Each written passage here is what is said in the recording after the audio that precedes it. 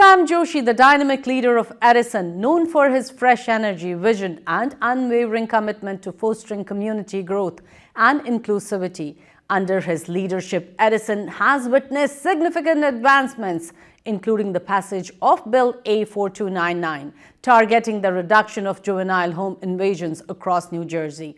Mayor Joshi has prioritized public safety by expanding the police force and enhancing surveillance, ensuring a safer environment for residents. His proactive approach and dedication to building a stronger, more united community reflect his passion for public service and meaningful change.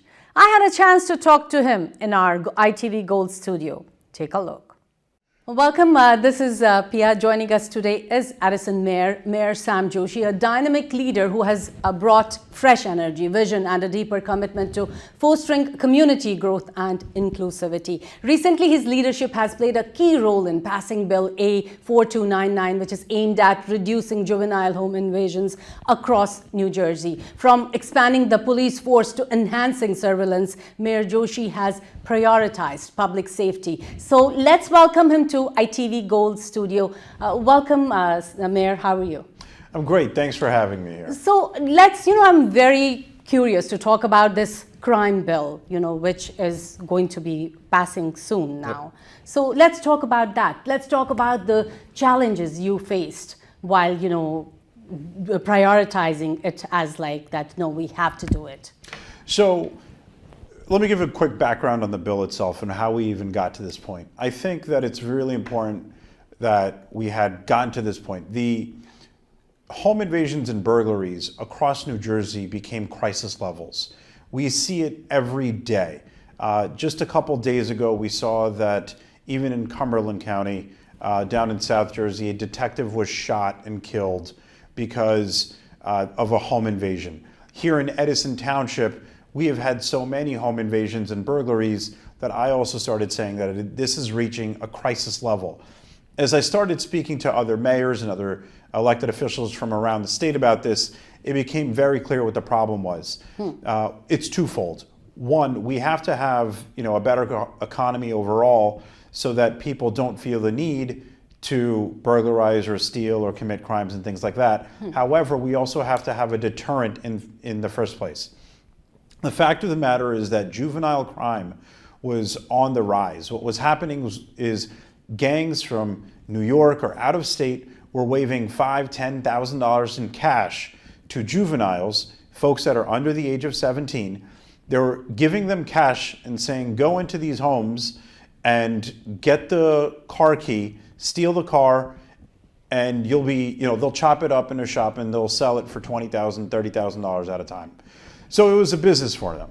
But the problem with that is that juveniles in New Jersey, anyone under the age of 17, it was a full expungement. So within 24 hours, within the next day, you would be back out on the street and then you would get a expungement. There was no consequence. So the good thing is that the State Assembly and the State Senate had listened to my pleas, as well as I rallied a lot of different elected officials from around the state for this, and they saw that there was, in fact, this problem. Now, the bill does a 180. It actually does a 180 because the new law is age 15 and up. If you commit a home invasion or a burglary, it's a first or second degree offense up to 20 years in prison. Wow. That is a huge deterrent. From expungement to 20 years in prison. 180 shift, and we do believe that this is going to, because it increases the penalties, we do believe that it's going to act as a deterrent in the first place. So tell me one more thing, you have added a lot of substations, police substations, and I definitely do see them. So how do these kind of efforts, support the new law? We did a lot of things before leading up to this.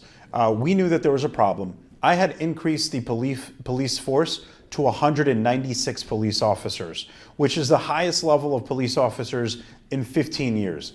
We also implemented license plate readers. We strategically implemented 100 license plate readers around the whole town. What that means is we know that when a bad person comes into town, they are not going to use their own vehicle. They're going to use a stolen plate, a stolen license plate. The license plate readers are strategically placed around the entire town so that if a car is going in, the license plate reader will actually track that license plate, and it will, like, let's just say this table right here is Edison Township. If a car is going to enter that's stolen, the alert goes off to our watch commander and every patrol car on the road. Wow. And they actually intercept the car midway. We've done that for over 40 different criminals so far in the last 6 months. We have intercepted them, and it's been very strategic and helpful. We implemented 2 substations, new substations, one on Oak Tree Road as well as one in Menlo Park Mall. It's a permanent station. So we have done a lot of things. I can go on about what we've done, but we did a lot. We threw the kitchen sink at the problem before we said, you know what, the state law also has to change. Absolutely. But tell me, like, with this bill almost getting signed into law, are there any additional measures or public safety initiatives you plan to pursue? There are a lot of things that we plan to do, and that includes enhancing the use of our technology, because I know that I can only place so many police officers on the road, right? I can't have a police officer in every single corner of town. But what I do know is I can supplement it with technology, and technology is a lot cheaper than a physical police officer being present all the time. So there's a lot more things that we're going to do on that side, but the governor is expected to sign the bill in just a couple days, and I'm very, very excited about that. Absolutely. But do you have any expectations from Governor Murphy regarding this bill? And how soon is he going to sign and stuff like that? He's going to sign it within the next couple days. I've spoken to him about it. I've spoken to his staff about it. But it's a good thing because it now it encourages the police officers to actually catch the criminals too. Imagine if you're a police officer, you catch a criminal, and then they go back out on the street the next day. You're putting your life and all your work in harm's way for what? No reason. Now you have an understanding that you catch someone, they're going to be locked up for good. So it's good for police officers because their morale is going to increase as well. All right. But let's talk about the community. How is the community responding to all this issue? I think, look, I was born and raised in Edison my entire life. Yes. I have seen mayor after mayor deal with home invasions and burglaries, especially, notably, within the Asian American community. It's not a secret. But this is the first time that the state law is changing. And that's what's different. That in addition to all the things that we've done, Edison Township got the state legislature, assembly, and Senate to get the governor to sign a bill that's going to make a huge impact for all of New Jersey. And this was done right here through Edison making a big push. So you have any messages for the residents to keep Edison safe, while this bill is getting signed? Well, it's important to always make sure that you have to keep your guard up. The society that we live in right now is far different from what it was 10, 15 years ago. And, crime is on the rise, but make sure you do your basics. Leave your lights on. Make sure you lock your doors. I can't tell you how many times cars are stolen because people are leaving the key fobs in the car itself. Don't do that. Basic safety measures, make sure you implement them. But just know that now there is a deterrent because the law will put someone away should they commit a serious crime like that. And, moving on from that, I know recently you appointed one of the youngest judges in New Jersey, that is Malia Rikman. So tell me what inspired you to appoint her? Well, it's important to note that because we have a backlogged judicial system right now. In the state of New Jersey, there's a shortage of judges. The judges are aging. There's a shortage of them. There's not enough people that are being able to backfill them. So there's a huge age gap within the court system itself. Judge Rikman, who I've met and I spoke to, I'm really proud of her because she has extensive law school experience. She has extensive experience in her own practice. But she's going to be great. She is, when I interviewed her, when I met with her, high integrity, knows the law, someone that we should be really proud of. Also, she's the third appointment that I've had. The first one was Judge Dipti Vaidya.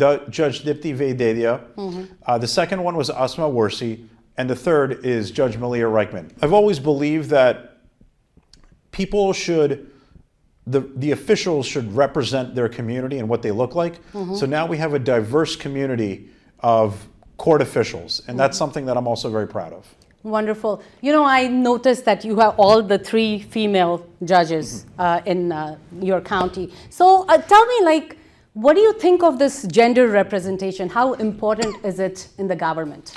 I think it's very important. So we actually have 4 judges. Judge Gary Price is our last judge as well. But the reason why it's important, as soon as she was appointed, I had a police officer come and tell me the very next day saying, thank you for appointing another woman judge. And I said, of course, I want to make sure that every community, every background is represented. But what was notable about this conversation was she said, I can't tell you as a police officer how many times I've gone to a judge, spoken about domestic violence cases, women versus husbands, or husband versus wives, in domestic violence, and a male judge not understanding what it's like to be in the female shoes. Right. Those are little things that go a long way, and that's why it's important to have a diverse community. And I know, Sam, festival season is here, and everybody, wherever I see, it says, Edison is celebrating Diwali. So let's talk about that, which is on 26th. 26th. Yes. I want you to, tell me, is there going to be anything different? I know last year I went there to, see it, and it was beautiful. Yep. Everything was so nice. So tell me, what is going to be different this year, and, what message would you want to give out to our community? So this is one of the most exciting, fun events that Edison holds. We hold an event every single month. We want to make sure that all different communities and backgrounds are represented. So we just had our Italian American Festival. We had our, we have our Winter Wonderland coming up. We've done so many events. Diwali is special for me because growing up, Christmas was always my favorite holiday. That's what I knew. As I got older, I learned more about Diwali, and then that became my favorite holiday. And I decided internally that I wanted to make sure that Diwali becomes a mainstream holiday. It's the festival of lights. It's fun. The meaning behind it is just awesome. And we're seeing that. After we announced our first Diwali festival, I thought Diwali was what, 2 years back? Or? Yes, when I got into office, that was the first year. Yes. Festival of Lights, let's have a good time. And there was over 100,000 lights on display. I had thought that maybe the event has 1,000 people. It's amassed to over 15,000 people coming and going throughout the whole day, people stopping by, seeing the lights. This year we're going to have a drone show. Wow. It's a 16-minute drone show sponsored by Patel Brothers. So I'm very excited about that. We have so many lights that are going to be on display, well over 100,000. But it's a full day of just music and dancing and food. Our vendors, we sold out 54 vendors within the first 10 days. Wow. And that was in August. The event is in October. So we sold out. We're looking forward to this year being a huge success. And for those that are concerned about traffic getting in, we actually have a bus system.